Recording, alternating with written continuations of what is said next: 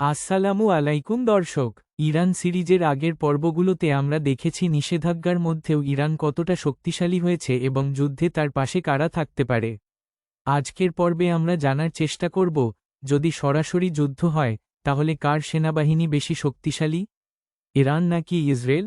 প্রথমে আলোচনার শুরুতে 2026 সালের তথ্য অনুযায়ী ইরান ও ইসরায়েলের মধ্যে সামরিক শক্তির মূল পার্থক্য হল ইরানের আছে বিশাল জনবল ও ক্ষেপণাস্ত্রের আধিক্য, অন্যদিকে ইসরায়েল প্রযুক্তি, বিমানবাহিনী এবং আকাশ প্রতিরক্ষা ব্যবস্থায় যেমন আয়রন ডোম অনেক বেশি উন্নত।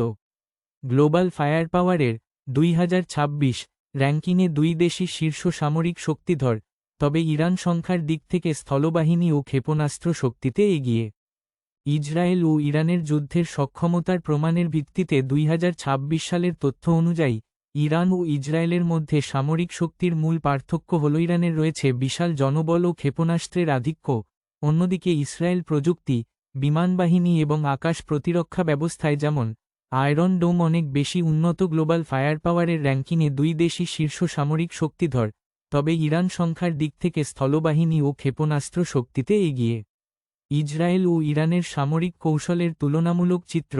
সামরিক অবস্থান: ইরান ও ইসরায়েল দুজনেই বিশ্বের শক্তিশালী সামরিক বাহিনীর তালিকায় রয়েছে, যেখানে ইরান 14তম এবং ইসরায়েল 17তম। 2025-এর 26-এর কিছু জরিপ অনুযায়ী স্থল ও ক্ষেপণাস্ত্র বাহিনী ইরান এগিয়ে।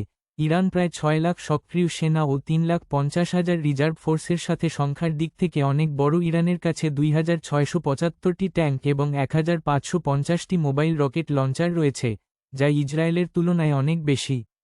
ইসরায়েল ও ইরানের একে অপরের সাথে যুদ্ধের সক্ষমতায় 2026 সালের তথ্য অনুযায়ী ইরান ও ইসরায়েলের মধ্যে সামরিক শক্তির মূল পার্থক্য হল ইরানের রয়েছে বিশাল জনবল ও ক্ষেপণাস্ত্রের আধিক্য, অন্যদিকে ইসরায়েল প্রযুক্তি, বিমানবাহিনী এবং আকাশ প্রতিরক্ষা ব্যবস্থায় যেমন আয়রন ডোম অনেক বেশি উন্নত। গ্লোবাল ফায়ার পাওয়ারের 2026 র্যাঙ্কিংয়ে দুই দেশই শীর্ষ সামরিক শক্তিধর, তবে ইরান সংখ্যার দিক থেকে স্থলবাহিনী ও ক্ষেপণাস্ত্র শক্তিতে এগিয়ে। ইসরায়েল ও ইরানের সামরিক সক্ষমতার তুলনামূলক চিত্র।